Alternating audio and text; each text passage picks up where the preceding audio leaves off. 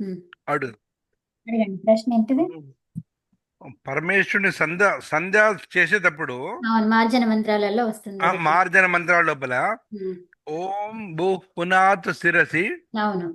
ఓం భూ పునాత్ నేత్రయోహో, ఉమ్. ఓం భూహు సహ అంటారు పునా కదా. ఓం సహ ఆగండి ఓం ఆగండి భూహు. పునాత్ కంఠే, ఉమ్. ఓం మహ పునాత్ హృదయే, ఉమ్. ఓం జన పునాత్ నాభ్యాం. ఉమ్. పునాత్ నాభ్యాం అని ఎందుకు అన్నాడు అక్కడ?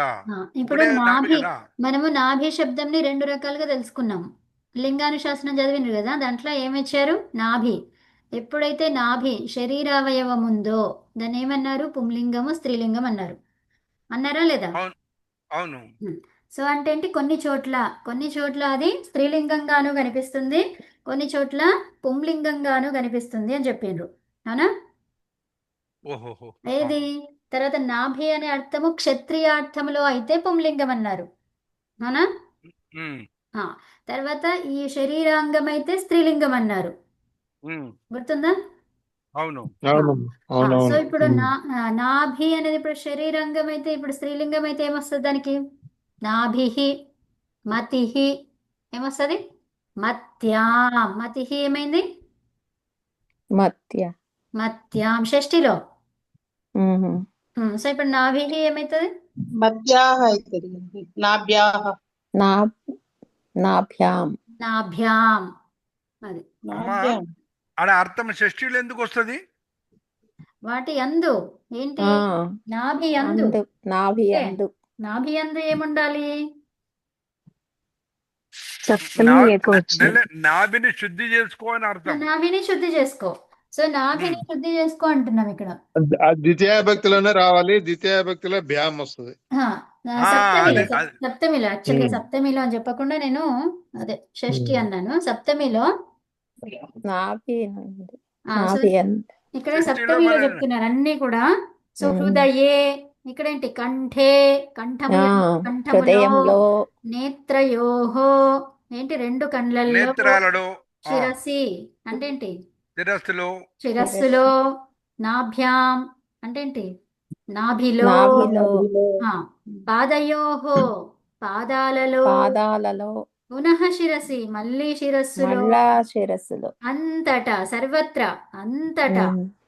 అంతటా చల్లుకో. ఆ అంతటా. భాగాల అమ్మ యందు అమ్మ ఇక్కడ చల్లుకో. అమ్మ ఇక్కడ ఉమ్, మీరు స్త్రీలింగ శబ్దంగా చెప్తున్నారా ఇక్కడ? అంతే. అచ్చా, నా డౌట్ అది మత్య, కాదు. మత్యం. స్త్రీలింగమా పుల్లింగమా కాదు. ఉమ్. ఒకటి ఉంటే రెండుంటే నాభ్యాం అంటాం కదా, అట్లా ఆ ఉద్దేశంలో అడిగింది నేను. మరి అట్లా అదేది కాదు, ఇది కరెక్ట్? ఏకవచనం ఇది. అదే, మనకి ఫస్ట్ ఆఫ్ ఆల్ లింగం తెలియాలి. ఫస్ట్ ఆఫ్ ఆల్ ఏం తెలియాలి? రూపం తెలియాలంటే లింగం ఏంటో తెలియాలి. అవునా? ఉమ్. ఆ, అది ఏ లింగమో తెలియాలి, దేనితో ఎండ్ అయింది, దాని రూపం ఎలా వస్తుంది. ఓకే, ఆ, సో అప్పుడు లింగం. మనకు అర్థమవుతుంది ఏమని, ఇది ఎక్కడ వస్తుందని. ఏకవచనం. ఎందులో అర్థమవుతుంది ఇప్పుడు ఇది? అన్నిటికీ ఒకేలాగా ఉండదు కదా. అవును. ఆ, ఉమ్. సో ఇప్పుడు రామ శబ్దానికి ఉన్నప్పుడు మతి శబ్దానికి ఎలా ఉంటుంది? ఉండదు. అవునా? అవును. ఉమ్. ఆ, సో ఇప్పుడు రామ అన్నాము, నేత్రం అన్నాము. నేత్రం అనేది ఏంటిది? రెండు కండ్లు అవి. నేత్రాలు రెండు నేత్రం కళ్ళు. నపుంసకలింగం. ఏంటిది అది? నేత్రం. నేత్రయోహో. నేత్రం అనేది ఏంటి? లింగం ఏంటండి? ఆ ఆ, లింగం లింగమా? నపుంసకలింగం. నపుంసకలింగం. సో కాబట్టి రెండు కండ్లని ఏం చెప్పాము? నేత్రయోహో అన్నాము. నేత్రయోహో అన్న. ఆ, సో ఇప్పుడు నాభి అనేది ఒకటే. ఇప్పుడు ఒకవేళ రెండు ఉన్నాయనుకోండి, సో దాన్ని ఏమంటాం? నాభ్యోహో ఉమ్. అంటాం. ఆ. మునిగారి సందేహం ఇంకా క్లియర్ అవ్వలేదండి. నేను చెప్తాను నా మునిగారు. ఇప్పుడు లత ఉందనుకోండి, మీరు సప్తమిలో ఏమంటారు చెప్పండి? ఉమ్, ఉమ్. లతే అంటాం మరి. లత ఎందుకంటారు? ఉహు. ఆ, లతాభ్యాం. లతాయాం అంటారు. అంతే. సప్తమి కూడా లతాయాం అంటాం. అవును. అందుకే ఇక్కడ మరి నాకు ఉంది కాబట్టి నా మీకు భయం అంటున్నారు. ఇందులో ఏముంది పెద్ద విభక్తి విశేషం? విభక్తి కూడా కావాలి. ఇక్కడ ఏం కావాలి? విభక్తి కూడా కావాలి. నువ్వు ఏ విభక్తిలో చెప్తున్నావు? ఓకే, మీరు ఏ బ్యామ్ విభక్తి? అంటే, మీరు బ్యామ్ అంటే తృతీయ, ఉమ్, చతుర్థి, పంచమిలోకి వెళ్ళిపోకండి. ఇక్కడ అందుకే బాగుంది కాబట్టి ఇక్కడ అట్లా బాగుంది కాదు, కాబట్టి బ్యామ్ అయింది. అట్లా కాదు. ఇప్పుడు నాభి శబ్దం ఉంది కాబట్టి యామ్ యాడ్ అయింది ఇక్కడ. ఓకే అంతే యామ్ అంతే సో అది నాభి శబ్దం ఉంది కాబట్టి ఈకారానికి యకారం వచ్చింది. ఆమ్ అనేది ప్రత్యయం ఇక్కడ. మునిగారు ఆలోచిస్తుంది ఏంటంటే తృతీయ చతుర్థి పంచమిలో వచ్చే బ్యాంగ్ ఎదురు వెళ్ళిపోయారు ఆయన అదే అదే దీన్ని పట్టుకొని అవునవును. అది సో ఇక్కడ అది భ్యామ్ అంటే అట్లా కాదు. ఇప్పుడు నా నా నా అనే శబ్దం కాదు కదా, మీకు ఏం శబ్దం ఉంది? శబ్దం ఏంటి? బాగుంది బాగుంది నాభిహి నాభి. నాభి విసర్గలు ఏముండవు. నాభి శబ్దం ఏంటి? నాభి. నాభి అది అంతం తీసుకోవాలి, ఒక అది నిమిషం లింగం తీసుకోవాలి. ఒక నిమిషం. ఇప్పుడు నాభిలో ఈకారం వచ్చింది. ఈకారం ఏమైతుంది? యకారం అవుతుంది యకారం వస్తుంది. అంటే ఏమైంది? అది ఆ. నాభ్ యు. ఓకే, ఏమైంది అది? నా- నాభ్యు నాభ్య నాభ్ యు. నాభ్య కాలేదు, ఎక్కడైంది నాభ్యు. ఈకారం వచ్చిందంటే యు వచ్చినట్టు అంతే. తర్వాత మనకి ఏమొచ్చింది అక్కడ? నాభ్ నాభ్యాం అన్నాం. రూపం మీకు అక్కడ ఇచ్చిన రూపం ఏంటి? నాభ్యాం. ఇంకేం కావాలి మనకు? ఆమ్ ఆమ్ ఆమ్ కావాలి. కావాలి. సో ఇప్పుడు యామ్ అనేది ఏంటిది? ప్రత్యయం. యామ్ అనేది ప్రత్యయం. ఏం ప్రత్యయము? సప్తమి విభక్తి స్త్రీలింగ ఏకవచనం. ఇకారాంత. ఒక నిమిషం. సప్తమి విభక్తి స్త్రీలింగ ఇకారాంత ఇకారాంత శబ్దాలకి ఏంటది? యామ ప్రత్యయం. యామ్ కాదు, యామ్ రాశానా నేను? ఆమ్ ఆమ్. ఆమ్ అనేది ప్రత్యయం కదా. సో ఈ యామ్ అనేది ప్రత్యయం. అయితే మరి ఈ యామ్ ఉంది అమ్మా కాబట్టి ఇక్కడ ఒక ఆమ్ ఇక్కడ ఉంది. స్త్రీలింగాలకి వేరే ప్రత్యయాలు, పుంలింగాలకు వేరే ప్రత్యయాలు, నపుంసలింగానికి వేరే ప్రత్యయాలు ఏం లేవు. అన్నిటి కలిపి 21 ఉంటాయి. సు ఔజస్ అట్లుండదు. ఆ. దానికి ఒక నిమిషం ఆగండి. దానికి అక్కడ అవన్నీ వేరైతుంటాయి. ఓకే, సో వేరైన విషయం మనం చెప్తున్నాము. అన్ని ప్రత్యయాలు వేరు అన్నిట్లో- అవ్వమ్మా సూత్రాల ద్వారా అవి మారుతాయి కానీ అదే మరి వేరయ్యిందంటే సూత్రాలు మారింది అంటున్నారా? ఈ సూత్రం అనే విషయం చెప్పకుండా ఏమన్నా నేను ఇక్కడ ఆమ్ ప్రత్యయం అంటే ఏంటి అక్కడ? వేరే అదే ఆ. ఆమ్ అనేది షష్ఠి బహువచనంలో అది అందుకే సోజస్ ప్రకారం ఆమ్ అందుకే వస్తుంది. వినండి. ఇప్పుడు నేను ఏమన్నాను? స్త్రీలింగము ఈకారాంతము ఉంటే ఉమ్. ఆమ్ తీసుకొస్తామని చెప్పినాను. అంటే ఏంటి? ఉమ్. ఓకే ఓకే దానికి మారింది అని అర్థం అక్కడ.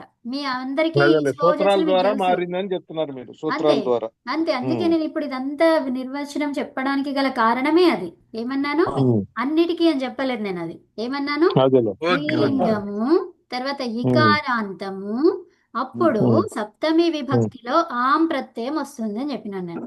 అవును ఉమ్. అవునా? అంటే దానికి సప్తమి నేను- అమ్మా దానికి ఆ, నేను- సప్తమి ఏకవచనం లోపల. అంతే ఏకవచనంలో. సో ఓకే అప్పుడు రైట్ అమ్మా, అర్థమైంది. అంతే. మీరే చెప్పారు కదండి లతాయామ్ అని, మరి ఎందుకు మీరు లత ఆ, అనేది అమ్మా ఉంది. ఇక్కడ ఇంకొకటి ఇప్పుడు ఈ చూడండి, మతిహి ఒక శబ్దానికి నిమిషం. ఆ, ఉమ్. ఒక్క నిమిషం. ఇప్పుడు లత ఉంది చూడండి. ఉమ్. ఇప్పుడు లతాలో ఏమొచ్చింది ఉమ్. మనకు? యామ్. లత యామ్ అన్నాం. అంటే ఇప్పుడు ఏమొచ్చింది? ఉమ్. ఇక్కడ ఆమ్ లేదు, ఇక్కడ యామ్ ఉంది. లత ఉమ్. అనేది శబ్దం. ఎక్స్ట్రా వచ్చినాయి ఉమ్. ఈ రెండు. ఉమ్. అంటే ఏంటి? ఈ 2-3 సూత్రాల ద్వారా ఇది చేంజ్ అయిపోయింది. అర్థమైందా? అవునమ్మా. ఓకే అవునవును. లతాయాం. అంటే ఆకారాంత స్త్రీలింగానికి యామ్. ఉమ్. అర్థమైందా? అంతే అమ్మా, అంతే. సప్తమి విభక్తి ఏకవచనంలో ఏంటి?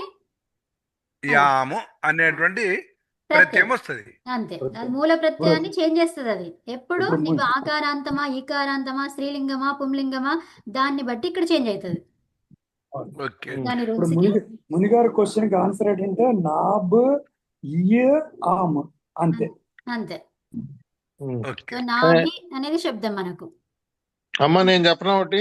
ఉమ్, ఈ ఇకారాంత శబ్దాలకి చతుర్థి, పంచమి, షష్ఠి, సప్తమి ఉమ్, ఏకవచనంలో 2 రూపాయలు ఉంటాయి. ఉమ్. అవును ఉమ్. అవును చతుర్థిలో మత్యై మతయే అనేది వస్తది అవునండి. అవును స్త్రీలింగంలో. అవును అవును ఆ పంచమిలో మత్యాహ మతేహే అని 2 రూపాయలు కరెక్ట్. పంచమిలో. అవును షష్ఠిలో కూడా సేమ్ మత్యాహ మతేహే. సప్తమి ఇప్పుడు మన మునిగారికి డౌట్ వచ్చిన దాంట్లో 2 రూపాయలు ఏంటంటే మత్యాం ఒకటి, మతౌ ఒకటి. అంతే. ఆయన దాని ప్రకారం ఆయన అడిగిన శబ్దానికి అయితే నాభ్యాం నాభ్యౌ అంతే. అది 2 రూపాయలు. నాభ్యౌ నాభ్యాం ఉమ్. ఆ. సరే, ఇది కూడా నాభ్యాం కరెక్ట్ అన్నమాట. నాభ్యౌ అది 2 మనకి కరెక్ట్. ఆ మంత్రములో నాభ్యాం అని పెట్టారు. ఎందుకంటే అక్కడ మనకి ఛందస్సు పెరిమీటర్ అవన్నీ చూసుకుంటాం కాబట్టి. సో అట్లాగా తర్వాత రిథమిక్ అవన్నీ చూస్తారు. సో అట్లా దాని విధంగా అది వచ్చింది. అది కూడా పెట్టారు. ఓకేనా, మీ డౌట్ క్లారిఫై అయిపోయిందా? ఓకే క్లారిఫై అండి. ధన్యవాదములు అండి, ధన్యవాదములు అందరికి. ఒక యా ఫస్ట్ అనంత్ గారు క్లారిఫై చేశారు బాగా. ఓకే. సో అదనమాట. కాబట్టి మనకు రూపము ఏంటి, శబ్దం ఏంటి, శబ్దము నుంచి ఎలా మారుతుంది అది చూసుకోవాలి. శబ్ద జ్ఞానము మనకు ఫస్ట్ ఉండాలి. ఆ ఉండాలి. శబ్దం అవును. ఏంటి కదా. సో ఇప్పుడు మనకి అవునమ్మా. రామ ఉంది, భ్యామ్ వచ్చింది అక్కడ. ఇక్కడ నాభి శబ్దము ఆమ్ వచ్చింది ఇక్కడ. అవును. అర్థమైందా? ఇకారానికి యా అయింది ఆదేశం. అవునా? సో అవును. ఫస్ట్ అవును. శబ్ద అవును. జ్ఞానము మనకు ఉండాలి. ఏం శబ్దం తీసుకున్నాం మనము? నా శబ్దమా లేకపోతే నాభి శబ్దమా? అది నాభి. నాభి శబ్దము. సో కాబట్టి ఇక్కడ మనము ఆమ్ పెట్టుకున్నామంటే అది ద్వివచనమా కాదు. అవునా? సో అవును. అట్లా భ్యామ్ లేదు. భ్యామ్ అంటే అది ద్వివచనం వచ్చేది. అది ఓకే. ఓకే. ఓకే. రైట్. మంచి ప్రశ్న వేశారండి మునిగారు. చాలా రెఫర్ చేస్తున్నాం మనం. అవును, బాగుంది ప్రశ్న. గ్రేట్ అండి, మంత్రాన్ని జాగ్రత్తగా అన్వయం చేస్తున్నారు. బాగుంది. అయ్యా ఇవన్నీ పోయినాయా? ఓకే. ఏం అమ్మా ఆడదామా? గేమ్ గేమ్ గేమ్ ఏమైనా అంతే. సో మనము చదవడము అంటే మనం ఉన్నదే చదవడం కదా. దాన్ని మనం ఎలా లౌకికంగా కానీ మన లైఫ్ చదువుకున్న దాంట్లో కానీ ఎలా చెయ్యాలి అనేది గమనిస్తూ చదివితే మనకి ఇదవుతుంది అనమాట. అందుకే ఇదేమైంది, ఇది ఆగిపోవడం ఎక్కువైపోతుంది ఈ మధ్య. ఓకే, కనిపిస్తుందా అండి? కనబడుతుందమ్మా. ఓకే. కనిపిస్తుంది. సో ఇక్కడ ఏమన్నాడు? క్రియాపదానాం అభ్యాసాహ సమీచీనం. ఇక్కడ సమీచీనంలో మకారం ఎందుకు ఉందండి? పైన డాట్ పెట్టేయచ్చు కదా. ఇక్కడ పెడితే మరి ఆ ఉంది కదా, ఇక్కడ అక్కడ అకారం ఉంది కదండి. అకారం ఉంది కదా. ఇకారం ఉంది, తర్వాత ఇకారం ఆ ఎక్కడ అచ్చు పెడతాం? అచ్చు అచ్చు అచ్చు ఉంది కాబట్టి దాన్ని ఏం చేస్తాం మనము? అలా రాయకుండా మకారాన్ని మా పెడతాం. పూర్తిగా రాశారు. ఆ. మా పూర్తిగా రాయరు, సగం రాస్తారు. హలంతం హల్ హల్ అని రాయాలి, చెప్పాలి. అక్కడ అంతంలో ఉంది కానీ దాన్ని ఏమంటాం? హల్ అంటాం. ఆ స్థానాన్ని బట్టి ఆ ప్లేస్ కూడా చేంజ్ అవుతుంది, ఆ పేరు చేంజ్ అవుతుంది. అవునా? అవునా కదా? అవును. ఇక్కడ ఇంకొక పదంలో బిందువు ఇచ్చాడు చూడండి, మళ్ళా అదే ఏం అట్లానే ఉంది. అక్కడ సమీచీనం, పరంగా హల్లు అసమీచీనం. దానికి పరంలో పరంగా హల్లు హల్లు ఉంది. ఉంది. అవును. హల్ ఉంది కాబట్టి. So yeah. సో దీనికి ఏం సూత్రం? మకారానికి అచ్చు పరంగా ఉంటే అది ఉమ్, మాతోటే ఉంటుంది. నశ్చ పదాంతస్య జలి ఒకటి ఉమ్, అనుస్వారస్య ఏయి పరసవర్ణ. అనుస్వారస్య ఏయి పరస. అది అది ఆ రెండు సూత్రాలు ఇక్కడ పనికిరావు. ఆ కాదు, రెండు ఇది కాదు, పనికిరావు. ఈ రెండు పనికరం ఇంకా వేరే ఉందమ్మా. అది ఉమ్. ఏది దేనికంటే మోనోస్ మోనోస్వర. సూపర్. మోనోస్వర. అనుస్వర. మకారము కరెక్ట్, కరెక్ట్. అనుస్వారం అంటున్నాం ఓకే, మనం. ఓకే. ఏంటి? మకారము అనుస్వారం. అనుస్వారం. అనుస్వారం. ఇక్కడ మకారం అని చెప్తున్నాం ఆల్రెడీ. అది ఎప్పుడు అవును. వస్తుంది? ఓకే. అనుస్వారం ఉంటే. అర్థమైందా? సూత్రమే చెప్తుంది అక్కడ. మీకు ఏం మోనోస్వారం. ఆలోచించే పని లేదు. ఇక్కడ వీటిని ఏమంటారు తెలుసుకోవాలి అంతే. మౌనస్వారం. హా. ఓకే. ఇది మళ్ళా అనుస్వార సూత్రంనే అంటే పట్టుకున్నారు మీరు. నేను అమ్మా, చెప్పే ఒక్క అసలు నిమిషం అమ్మా. వింటలేదు. అనుస్వార అవునవును, అంటే బిందువు అమ్మా. మిగతా ఇది కాదు, ఈ సూత్రం కాదు. హా. అనుస్వార అంటే బిందువు, ఆ సూత్రం వేరు. హా? మౌనస్వార సూత్రం వేరు. ఇక్కడ అది ఏంటి? పనికిరాదు. ఎందుకు పనికిరాదు? అనుస్వార అంటే బిందువు రావాలి, ఒక బిందువు నిమిషం రావాలి. అక్కడ బిందువు వచ్చింది కదా. ఓకే ఓకే, వినండి ఇక్కడ వినండి. ఇక్కడ ఉమ్. మోనుస్వారః. మో అనుస్వార. స్వారః. ఓకే. సో మో అంటే ఏంటి? మో అంటే మహా మహా. కదా. మహా. మహా. అంతే. తర్వాత ఇదేంటిది? అనుస్వార. అనుస్వార. అనుస్వారః. అనుస్వారం అంటే ఏంటి? బిందు అదే బిందు బిందు సో మా స్థానంలో మకారము బిందువు వస్తుంది. అనుస్వారంగా మారుతుంది. ఎప్పుడు? అవును. ఆ అచ్చు పరంలో అచ్చు ఉంటే. పరంగా అచ్చుపరంలో ఉన్నప్పుడు. మకారం అనుస్వారంగా మారుతుంది అంటున్నారు ఇక్కడ. ఓకే. మకారం అనేది అనుస్వారంగా మారుతుంది. సో మహా అనుస్వారః. ఈ మహా అనేది ఏంటిది? షష్ఠి. ఈ అనుస్వారః అనేది ప్రథమ. ఓకే. ఈ మకారం ఏంటంట? అనుస్వారంగా మారుతుంది. అర్థమైందా? అవును. ఎప్పుడు మారుతుంది? కళ్ళు పరంగా ఆ ఉన్నప్పుడు. హల్ పరే. ఓకే. సో ఇప్పుడు మనకి ఇక్కడ హల్ లేదు అంటే ఏంటి? అది కాబట్టి మారలేదు అలాగే మారలేదు. ఉంటుంది. అర్థమైందా? ఒకటి అర్థం. చెప్పారు అంటే ఇంకో దానికి అవసరం లేదు ఇక్కడ. ఓకే. ఇది అర్ధాపత్యం అంటే ఇదే. కరెక్ట్. అర్థాపత్తి. ఉత్తమ సూపర్. అర్థాపత్తి అన్నమాట. అంటే ఏంటి, ఒక విషయం చెప్తే దాని గురించి అర్థం చేసుకోవడం. ఒక దాన్ని అదేలే. చెప్పిన తర్వాత దాన్ని బట్టి ఇది అర్థం చేసుకుంటే దాన్ని కదా బట్టి అది అర్థం చేసుకో. కరెక్ట్. అది అర్థాపత్తి. ఇక్కడ హల్లు లేదు కాబట్టి అనుసారంగా మారలేదు. అంతే, మారదు. ఓకే. అర్థమైందా? ఇక్కడ మ్మ్. అకారము అనుస్వారంగా మారుతుంది. అనుస్వారంగా ఎప్పుడు మారుతుంది? దీనికి రిలేటెడ్. అదే అనువృత్తి దాన్ని కూడా చూసుకోవాలి ఇప్పుడు మనం. దాన్ని అనువృత్తిలో ఏమంటాము? వస్తుంది. సో దాన్ని ఏమంటాము? అనుస్వారముగా మారాలి ఇది. అవునా? అంటే మకారం అనుస్వారంగా మారాలి. మారాలి అంటే మరి ఏం కావాలి మీకు? ఇక్కడ మీరే చెప్పింది. ఇక్కడ ఏం చెప్పింది? ఇక్కడ హల్పరే. అనుస్వారం అయితే ఇక్కడ పక్కన ఏముందో మీరు చెప్పిండ్రు. హల్లు ఉంది. హల్లు ఉండాలి. ఆ, హల్లు ఉండాలి. అంటే ఏంటి? ఇది ఏంటిది? హల్ ఇది కాదమ్మా. అచ్చుంది. సో అచ్చు ఇప్పుడు మనకి ఉంటుంది. మకారం అనుస్వారంగా మారుతుంది హల్ ఉన్నప్పుడు. ఇక్కడ లేదు కాబట్టి హల్లు లేదు కాబట్టి అంతే. నిమిత్తం లేదు కాబట్టి మారలేదు. అంతే అంతే. ఓకేనా? అయిపోయింది. ధన్యవాదాలు. అత్ర నిమిత్తం అనుస్వారం. అమ్మా అత్ర నిమిత్తం నాస్తి. ఉమ్. అత్ర ఓకే. నిమిత్తం నాస్తి. నిమిత్తం ఏంటిది మరి? హల్లు ఉమ్. అచ్చు అచ్చు అచ్చు ఉంది. హల్లు ఉంటేనే మారేది. కాబట్టి అత్ర అదే నిమిత్తం ఇక్కడ నాస్తి. చూపిస్తున్నావు కదా, ఇక్కడనేమో ఉమ్. హల్లు ఉన్నది, ఇక్కడ అచ్చు ఉన్నది. అదే కదా. అంతే. ఉమ్. ఆ, ఓకే ఓకే. సరే. సో ఇప్పుడు మనకి ఈ ఒక క్రియ వచ్చింది. ఇక్కడ ఏం క్రియ వచ్చింది? సూచయత. సూచయ. సూచయత అంటే సూచయత ఏంటి? అంటే సూచించబడింది. సూచించబడింది. సూచించటం అనుకుంటా. సూచించండి. సూచించండి. సూచించడం కాదు. సూచించడం అంటే సూచించండి. సూచ్ అని చెప్పేవాళ్ళు. ఏం చెప్పేవాళ్ళు? అది సూచ్. సూచ్. సూచ్ అంటే ఏంటి? సూచించడం. ఇది ఉమ్. సూచయత అంటే ఆత్మనేపదిలోనండి సూచయత అవును, ఆత్మనేపద. సూచయత ఆత్మనిపదే. సూచయత అంటే ఏంటి? ఆత్మనేపద. ఎవరు చెప్తున్నారు అది? మన ఎందుకు ఇంద్రియ సూచయత లోకప్రకారం అంటున్నారు? ఆత్మనేపదేమో అని అనుకుంటున్నా నేను. ఇప్పుడు సూచించండి. ఎవరు సూచించాలి? అందరు చూపించాలి. అందరూ. అందరు అనేది అయితే మరి ఆత్మనేపదిలో ఎక్కడొస్తుంది మరి అది? బహువచనం. ఆత్మనేపది అయితే ఎక్కడొస్తుంది? ఉత్తమ పురుషులు. ఏకవచనంలో వస్తుంది. తా తీసుకొని మీరు ఆత్మనేపది అన్నారు. తా అవును, ఎక్కడ వస్తుంది? తా ప్రత్యయం ఎక్కడ వస్తుంది? ప్రథమ ఏకవచనంలో అరే ఏకవచనంలో ఆత్మనేపది వస్తుంది. చెప్తారు సరే. ఆత్మనేపది అయిపోయింది. ఆ ఆత్మనేపదిలో ఎక్కడ వస్తుంది? ప్రథమ ఏకవచనంలో ఆ, వస్తుంది. ఏకవచనంలో. ఇప్పుడు మనం ఏం చెప్తున్నాము? సూచించండి అంటున్నాము. డి ఎక్కడొచ్చింది?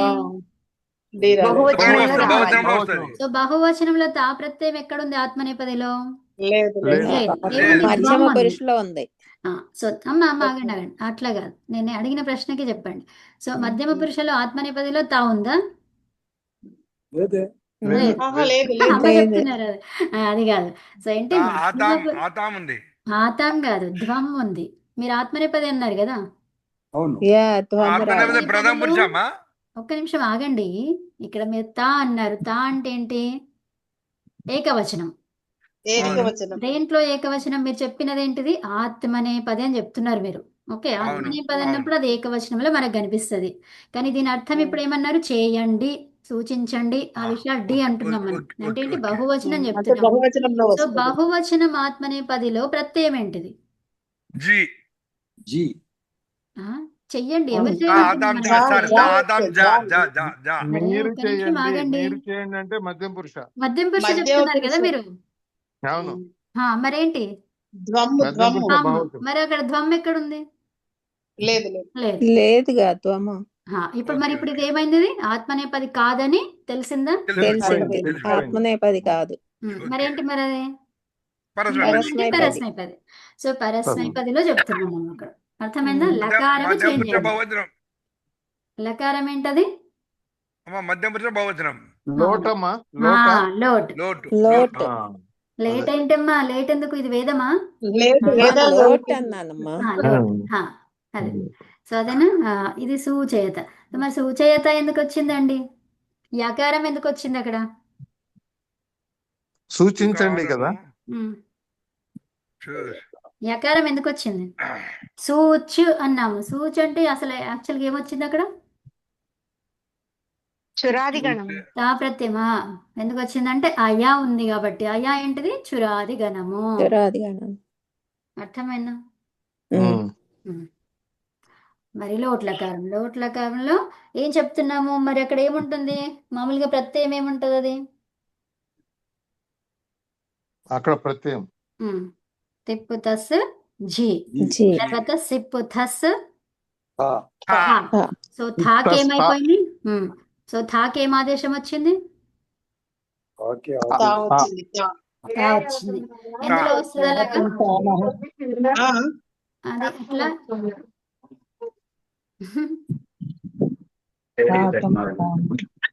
మ్యూట్లో పెట్టేసుకోండి అమ్మా. ఆ. ఇప్పుడు రికార్డింగ్ కరెక్ట్ గా కనబడుతుంది. సో ఇప్పుడు ఇది థా ఉంది కదా, సో థాకి ఆదేశము తా అన్నాం మనం, అవునా?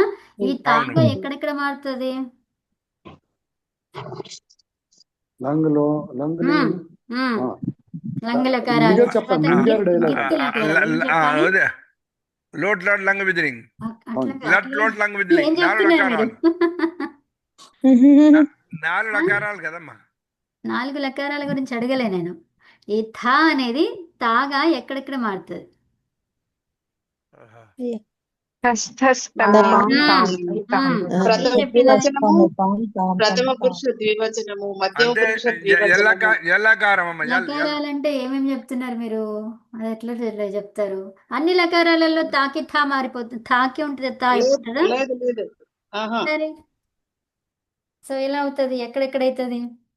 అది గిత్తులకారాలు. అంతే. సో 2 సూత్రాలు గుర్తుపెట్టుకోమని చెప్పినాను. ఏమేమవి? గిత్తులకారాలు ఇతస్య తస్సత్తం తాం తాం తాం. సో గిత్తు లకారాలలో వస్తది. అయితే ఇప్పుడు మన అనంత్ గారు ఏం చెప్పారు? అది లోట్ అన్నారు. ఇప్పుడు మీరు చెప్పండి, ప్రతిపాదన చేయండి నాకు. ఈ లోటుని గిత్తని ఎలా అంటారు? మీరు చెప్పండి. వారు ఆన్సర్ లోటో ఇచ్చేసేయండి లంగవత్. మీరు. లోటు లంగవత్. లోటో లంగవత్. సో లంగవత్ అనగానే అది ఏమైపోయింది? గిత్ అయిపోయింది. గిత్ గిత్ అయిపోయింది. సో గిత్ అయ్యింది కాబట్టి ఏమైపోయింది అక్కడ? థాకి రావచ్చు. తా అయింది తా. తా. ఓకేనా? సూచయ తర్వాత త, సూచయత. ఫస్ట్ ఏంటి? సూచ్, తర్వాత సూచి, తర్వాత సూచే, తర్వాత సూచయ, సూచయ. ఇప్పుడు తింగ్ ప్రత్యయాన్ని కలుపుకోండి. సూచయతి. సూచయత. ఓకే. సో యా సూచయతే. యాత ఏమహి, యాత ఏమహి, యత్ అనే ధాతువు కదా. సో ఇప్పుడు యాత్ ఎందుకు వచ్చింది ఇక్కడ? యత్ అంటే ఏముంది ఇక్కడ? ప్రయత్నం. హ్రస్వం ఉంది. యత్తుల కాదు, యత్తులో ఉపధాలో ఏముంది? అకారం ఉంది. అకారం. అత ఉపధాయాహ ద్వారా ఏం చెప్పుకున్నాం? వృద్ధి జరిగింది. వృద్ధి జరిగింది. సో అప్పుడు ఏమవుతుంది? యా యాత, అయింది. యాత అయింది. ఇప్పుడు యత్ అనేది యాత, యాత ఎందుకని యాత్ అవుతుంది కదా. సో యాత్ నుంచి ఏం చెప్పుకున్నాం మనము? మళ్ళీ ఆ నిచ్చి తీసుకొచ్చి యాతి. యాతి యాతయ వరకు వచ్చింది, అవునా? యాతి యాతే యాతయ. తర్వాత మనకేంటి ఇక్కడ? ఉత్తమ పురుష బహువచనం. బహువచనం ఉంది. అది కరెక్టేనా? కరెక్ట్. కరెక్ట్. మహింగ్ అంటది. సో మహి వచ్చింది. ఇదివై మహింగ్. సో మహి వచ్చిందంటే ఇక్కడ ఏంటది?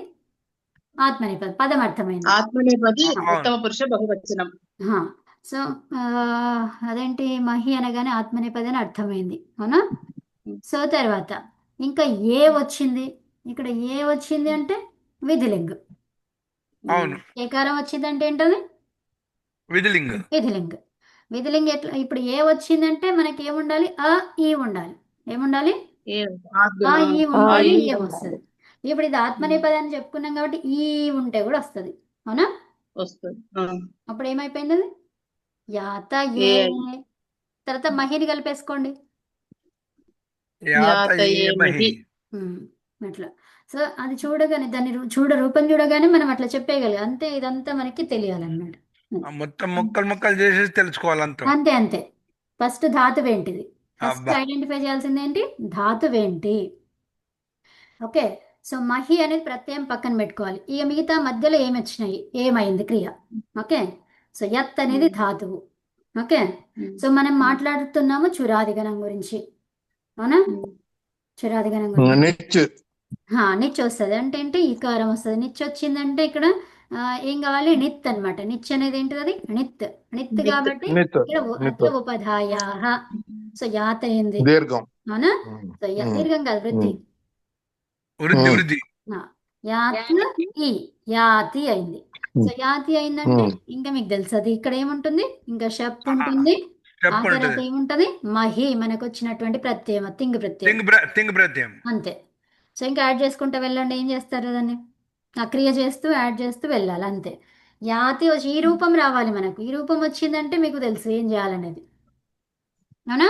ఇక్కడ షప్ ఉంది అంటే గుణం. షప్ అనేది ఫస్ట్ సార్వధాతుకం. ఆ సార్వధాతుకం ఎలాంటిది? పిత్. పిత్ సార్వధాతుకం. పిత్ సార్వధాతుకం. ఆ పిత్ సార్వధాతుకం దేంతో మొదలైంది?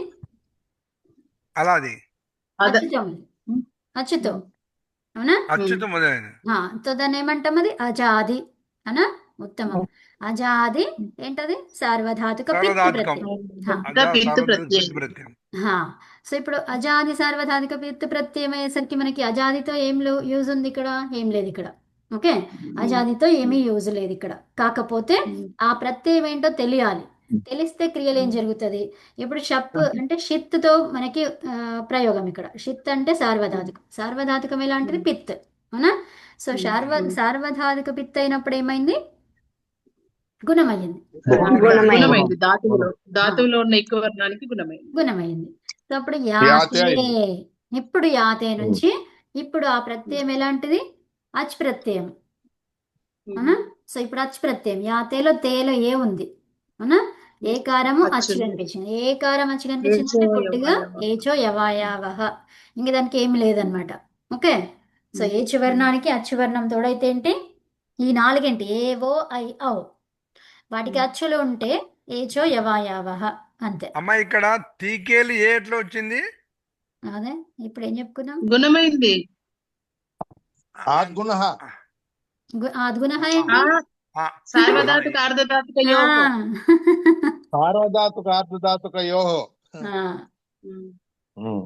సో అకారము ముందు లేదు, తకారము అది వెంటనే లేదు, ప్లస్ కి వెంటనే లేదు. ఉందా? అది అటు ఇది ఇటు ఉంది. సో ఆద్గుణ ఎక్కడ వస్తుంది? రాదు. అవునా? అంతే కదండి. సో ఇక్కడ ఈ అకారం ఉండి ఈకారం ఉంటే అది అయ్యేది. కానీ మనకి ఏముంది కండిషన్ లో? ఈకారం ఉండి ఉల్టా ఉన్నది. ఉల్టా ఉన్నది. ఉల్టా ఉంది. ఉల్టా ఉన్నప్పుడు సార్వధాతుక అర్ధధాతుక యోహో వస్తుంది. అట్లా కాకుండా ఇప్పుడు మనకి ఈకారము అకారం చూసుకుంటే మళ్ళీ ఇక్కడ ఏంటిది? ఇక్కడ మనం ఇది కూడా చేయొచ్చు. ఏంటి? ఎన్ వర్ణం, ఎన్తో చేయొచ్చు. అవునా? కానీ దానికి పూర్వంలో ఉన్నది ఆకారం దేని నుంచి వచ్చింది? ఆ జ్ఞానం కూడా ఉండాలి మనకు. ఓకే, అది దేని నుంచి వచ్చింది? మూలం ఏంటిది దానికి? ఓకే, సో మూలములో ఏంటి? షిత్. అది షిత్ కాబట్టి సార్వధాతుకం. సో సార్వధాతుకం నేనుండగా నువ్వెలా వస్తావు? ఎన్ కదా. అంతే. అది సో కాబట్టి నేనున్నప్పుడు ఏమవుతుంది? అది గుణం చేస్తా నేను అని చెప్తుంది అది. ఓకే, సో ఆత్మనేపదం ఉత్తమ పురుష బహువచనమే ఉంటది. కరెక్టా కదా? కరెక్ట్. ఓకే, తర్వాత సో మనం అదేంటంటే ఇది మనం ఆడుతున్నంత సేపు దాన్ని గమనిస్తూ ఉండాలి. మనం జస్ట్ ఆడినాం అనుకోండి ఇంతకే అయిపోతుంది అది కదా. ఎంటర్టైన్మెంట్ కిందనే పోతుంది. అట్లా ఉండొద్దు. అంటే ఎంటర్టైన్ తో పాటు నాలెడ్జ్ గెయిన్ చేయాలి ఇక్కడ. ఓకే, ఒక్క క్షణము సెకండ్ అంతా మనకి అందరికీ విలువైనవి కదా. సో కాబట్టి మనం అది గమనిస్తూ చేయాలి కదా. అంటే ఇది ఊరికనే అది ఎట్లా వస్తుందా అని కాకుండా, అంటే జస్ట్ వచ్చిందా లేదా అట్లా కాకుండా మనం అది ఆ ప్రాసెస్ని మనం అందులో చేస్తున్నామా, ఇన్వాల్వ్ చేస్తున్నామా మనం నేర్చుకున్న దాన్ని, అంతే. ఓకేనా? సో దుఃఖయత మనం చురాదిగణం చేస్తున్నాము. సో ధాతు ఏమై ఉంటది? మీరు చెప్పింది నేర్చుకున్నాం, నేర్చుకోలేదు తెలుస్తుంది. దుఃఖ్. ఓకే, దుఃఖ అనేది ఉంటది. అవునా? తర్వాత ఇక్కడ మనకి ఈ దుఃఖయత వచ్చింది. అవునా? సో ఇప్పుడు మనకి ఇంకా ఏం కనిపిస్తుంది? దానికి అయా అనేది వచ్చిందని కనిపిస్తుంది. అవునా? తర్వాత తా కనిపిస్తుంది. అవునా? సో ఇప్పుడు ఈ తా కనిపించింది అంటే మీకు ఏమర్థమైంది ఇక్కడ? తింగ్ ప్రత్యయం అది. తింగ్ అదే ప్రత్యయం. ఇందాక మీరు రెండు సూత్రాలు గుర్తుపెట్టుకోవాలన్నారుగా, అవి గుర్తొచ్చినాయి. ఆ, ఇప్పుడు అన్ని కూడా సో తింగ్ ప్రత్యయం. ఓకే, ఇక్కడ మనకి జస్ట్ అయా ఉంది, అవునా? అయా ఉంది అంటే ఇక్కడ ఏమున్నట్టుగా షప్పు కూడా ఉంది, అవునా? షప్పు కూడా ఉంది. అవును. అంతేనా? దుఃఖయ. సో దానికి జస్ట్ ప్రత్యయాన్ని కలుపుకున్నాం అంతే. ఈ మామూలుగా ఉన్నదాన్ని ఏమీ మార్చలేదు. అవునమ్మా. మార్చామా? ఎక్కడ కూడా మార్పులు మార్చలేదు. ఏమీ లేవు. సో జస్ట్ యాడ్ చేసుకుంటూ పోయినాం అంతే, అవునా? దుఃఖయ వరకు యాడ్ చేసినాము అంటే వర్ణ ఈ ప్రత్యయం సమ్మేళనం. వచ్చింది. సో జస్ట్ వర్ణ ఫస్ట్ ఆఫ్ ఆల్ ఈ తా అనేది ఎక్కడ వస్తుంది? ఏ ప్రత్యయంలో వస్తుంది? ఆత్మనేపది ప్రథమ పురుష ఏకవచనంలో వస్తుంది. వస్తుంది కదా? అవును అవును. సో మళ్ళీ తర్వాత ఇక్కడ ఏమన్నారు? లోట్ లకారం అన్నారు. వాళ్ళు మెన్షన్ చేసింది లోట్ లకారం. సో అప్పుడు మన ఆ, ఏంటి మన దృశ్యం అనేది చేంజ్ అయిపోతుంది, అవునా? అవును మనం అవును. ఆలోచించే విధానము చేంజ్ అయిపోతుంది కదా? సో ఇక్కడ ఈ లోట్ లకారం అని ఇవ్వకపోతే మనము యథాతథంగా ఇలాగే పెట్టేవాళ్ళం. ఏమని? లట్ లకారములో ఆత్మనే ప్రథమ పురుష ప్రథమ పురుష ఏకవచనం అని ఏకవచనం. పెట్టేవాళ్ళం, అవునా? అవును సో ఇప్పుడు అవును. లోట్ లకారం అని ఇచ్చారు కాబట్టి ఇప్పుడు అదేమైపోయింది? నోట్ల గారు ఇచ్చారు కాబట్టి తే అది కావాలి. తే కావాలి. తర్వాత తేకి ఏం కావాలి? ఆమ్ రావాలి. తేకి ఆమ్ రావాలి. సో అప్పుడు తామ్ అవుతుంది. ఆ తామ్ ఉందా అక్కడ? లేదు. లేదు. సో ఇప్పుడు మనం ఇక్కడ వాళ్ళు ఇచ్చిన దానికి అది కరెక్టా? కాదు, తప్పు. కాదు. అంటే ఇప్పుడు ఇదేంటి? తప్పు. మన మధ్యమ తప్పు. పురుష బహువచనం. తప్ప రైటా? లోట్ల రైట్ అండి. పరస్మై పదం మధ్యమ పురుష బహువచనం. రైట్ అండి. రైట్. ఎలాగా? అది లోట్లో ఈవిడ సామ్రాజ్యంగా చెప్తారండి. చెప్పండి ఆవిడ. చెప్పండి. ప్రథమ పురుష ఉమ్, మధ్యమ పురుష బహువచనం కదా. అలా చెప్పండి. చెప్పండి. అప్పుడు ఉమ్.